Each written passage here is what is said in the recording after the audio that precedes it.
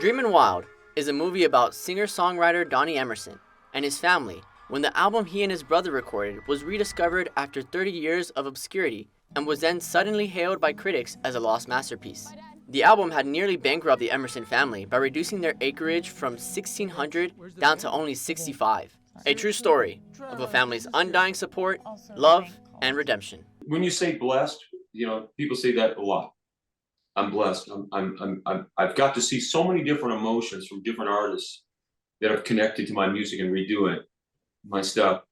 And I go like, wow, why would they want to get into my stuff? I've had to accept that. I've actually had to sit back and say, wow, because it was given to me. It was given to me. I came to a realization those songs were given to me. They're mine.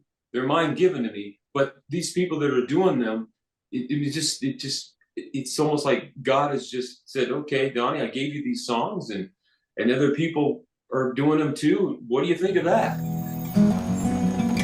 Bye, Dad. Hi, buddy. Love you, Dad. Hey, Nance, where's the band? They bailed. Sorry. Seriously? Trying to run a business here. Also, the bank called. Hey, brother. Joe? I got something to tell you. Dad got a call yesterday from a guy at a record company. He says he heard our record and, Our record? What do you mean? Dreamin' Wild. Great to meet you. Wanted to talk to you about this. There it is. It's Dreamin' Wild. That you guys? Yeah, that's us. This album is unbelievable. Truly. It really just blew my mind. How did you do it? Donnie made it all right here. And it's just a beautiful thing. I saw a guy doing one of my songs. How old was he, Nancy? He was all by himself playing the guitar. He was playing Thoughts in My Mind, all by himself. Well, there's been a few. I'm trying to think. And he was an older guy. He's like 80 or 85.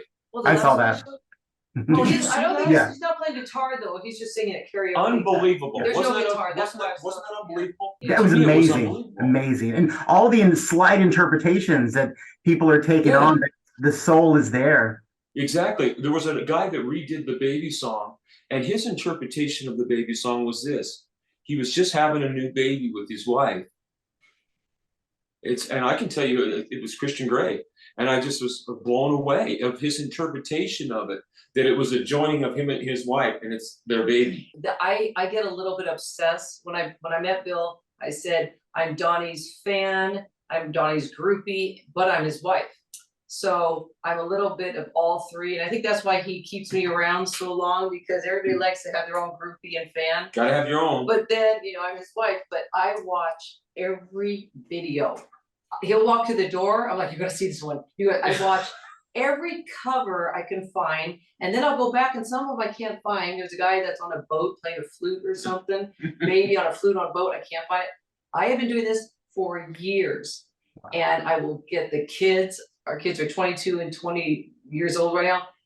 They're like, not another one. I'm like, sit down. You got to see this one. And I get everybody to sit down, and then they really like it. But at first, I love it, and there's the people. Just the energy is so. Well, on the release of this film, it's going to multiply crazy. It's just, I can't even imagine the amount of covers that are going to be out there. We find albums that never found an audience. We try to give them a second chance. And based on all the buzz the record has got, you've seen that, right? During its finest moments, to twist a Brian Wilson phrase, Dreamin' Wild is a godlike symphony to teenhood. Brian Wilson. Yeah. Well, heck, let's celebrate. You got a gift. You got to use it. I believe in you, boys. Love and Mercy was one of my favorite biopics. I'm a gigantic Brian Wilson fan. I even was able to meet Brian once, and I just thanked him for helping raise me through his music. Now, after seeing Dreamin' Wild, I definitely have a new favorite. What did you learn from directing Love and Mercy, and how was that incorporated into this new film? I mean, because you always do these films from your gut, or at least I do. You kind of, it's not like you're trying to do exactly what you did the last time or anything like that. You kind of want to bring a fresh perspective to it. Certainly, I learned a lot through Love and Mercy, and was able to kind of play with things in a different way. The sounds that he hears in his head and all those kind of things. You kind of get your set for that particular movie. I mean, as it moved on to Dreamin' Wild, I kind of wanted to not necessarily do the same thing again.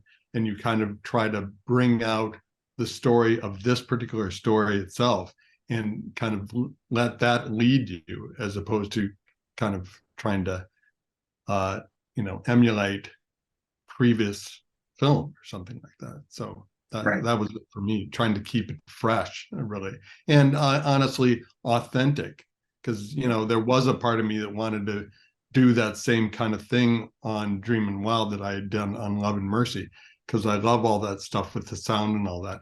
But that's not really what the heart of this film is. The heart of this film is the people and the connections and the family. That's what I wanted to concentrate on. Donnie made it all right here. Donnie, what you got going on over there? I'm just playing around. Donnie's a genius, truthfully. And then what happened? We're gonna need some more money to get these last few songs finished. My dad lost a lot. The film delves into the challenges and triumphs you faced while recording this album. What were some of the key moments that you were most excited or concerned to see depicted on screen? I wanted to see the sacrifice that my dad did and my mom. That's what I wanted to see. And another thing too is I wanted to see, how do you say it, where you it's like a completeness of my life, being able to handle a situation, what we've all went through, to see that in, some things at the end, that were, my dad is speaking with me and this and that, man, just seeing that, it was just like, wow, it was just like, I can deal with my life. It's like Bill brought this to where I can actually move on. I can actually move on. And I'm doing it today. I'm actually doing it today with my music today, with Nance and I, and what we do today, and the other players that I play with. It's an awesome thing. I still talk with my brother, and we're talking about other music with him. I can look at him in the eye and say, hey, I have to do this. You got to do this. I don't have to feel insecure. I'm kind of walking on some eggshells with him. I don't have to do that. I can just be me. Are you kidding me? And now he wants it to be the kickoff for a tour. It's so weird to have this now. I'm not sure what to do with all of it. The process of adapting real life events into a movie can be complex. One thing that's very apparent in this film is the imagery of faith, prayer, spirituality speckled throughout its core. Did that contribute to ensuring the authenticity of the story? I wanted to do that. I'm Catholic, or was raised Catholic and practicing, but really, so maybe I have a sensitivity or an awareness of those images and things like that. But really, when it comes down to it, I was trying to portray a family that really exists. So, I wanted to be more about them than about what I was bringing it to it. So, I mean, those are the images and those are the things that kind of came out of my portrayal of them. So, Nancy, it could be very nail-biting to figure out who are they going to have to play you. What was the excitement to find out that it was Zoe? Very excited. And right when I heard the name, I told Bill recently at a screening that she was my top 5 of favorite actresses. And I won't go through the other 4, but I'll just tell you, Zoe was right in there. Mm-hmm. And I had seen her when she was 20 years old in Once Upon a Mattress. So then I saw her in Yes Man and The Happening and Elf, of course, and just so many, almost famous. So very excited, very excited. And and I'm a businesswoman, so nice choice. Just the fact that she's a musician and so well regarded, it's just such a perfect choice. I mean, and I think compliments you very well. And I think I was very excited about that. Thank you. Yeah, I mean, I don't know why I'm saying thank you. It's her that did the work. Right. I just sat back and watched this offset. I have spent my whole life trying to make music. It's just fun for you. It's not just fun for me. Don, in the late 1970s, you recorded in the state-of-the-art studio built by your father on your family's farm in rural Washington. what's the status of the original studio and the performance area as depicted in the film? My son wants to know, because in the film we talk about these boxes of original 1979 vinyl pressings that are just hanging around there. My son's like, I want one of those. When I was 20, I met him. He took me to that basement. He says, I want to show you something. Oh yeah. And I think I was only dating him like 3 weeks. And I went down his basement. I'm 20 years old. I see, just like in the movie, those boxes. And it was weird. It was sad, but funny. And then he was like, okay, let's go, let's go back to this recording studio and have fun. He didn't put a lot behind it, but I know his heart was broken. I could see it. There was things I saw with him about the guilt and stuff, but I actually saw that. So I love that scene when Bo Bridges was looking at all those boxes, because I got to experience that. Well, I got to tell you, I went back to the studio here just about a month ago and cut 5 tracks. Wow. And unbelievable how fast it was for me to do. I went in the studio. Yeah, the stuff was there, but I didn't use the gear, that gear. I have other gear in there that was there. I went in there, set the drums up, busted out the drum parts, literally walked out the building, had the thing playing just the way I always did it. And it was so fast, it was ridiculous. It was like I was coming home. I literally was coming home because I hadn't sat back in that studio in over 30 some years. Wow.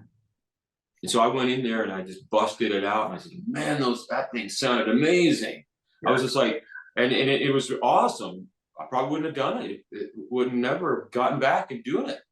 Wow. If it wasn't for this film. Wow. I don't think I probably would have. Yeah, amazing space. It seems very, very spiritual from the documentary stuff that I've looked at online. Some of my favorite scenes were those with Noah.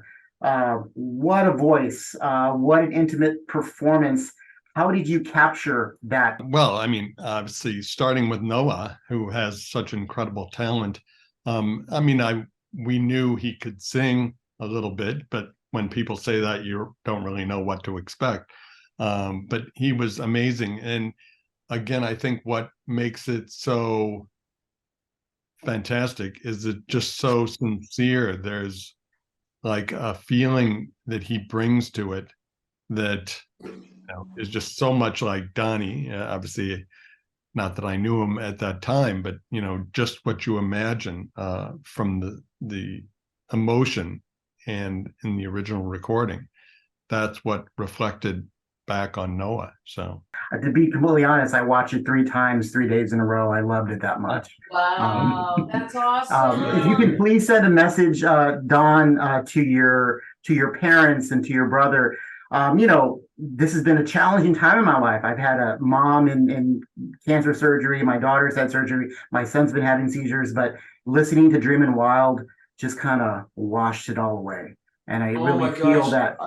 Yeah, I feel that your dad probably really knew what your music could do to the world, and I'm happy that so many more people are going to be exposed to it. Well, it's a God thing, Xavier. It's a God thing. It always has been.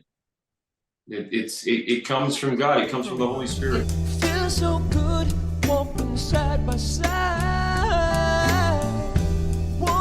When we made that album, we were so happy.